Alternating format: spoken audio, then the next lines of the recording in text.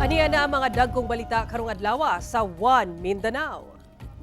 God save the Philippines. Kini ang tubag ni Vice President Sara Duterte sa pag-impeach kaniya sa Kongreso.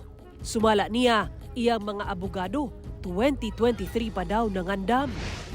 Pagpang-hold up sa mga sospek sa usa ka tindahan sa Kabakan, Cotabato sa pool sa CCTV.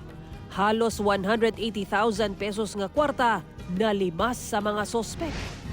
US Indo-Pacific Command gikumpirma nga upat ang namatay sa pagkahagsa sa eroplano sa Ampatuan, Maguindanao del Sur.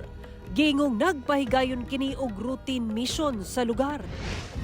GMA Regional TV Bloodletting Day sa Davao City, General Santos City ug Cagayan de Oro City gidagsa sa mga nagdonar og dugo.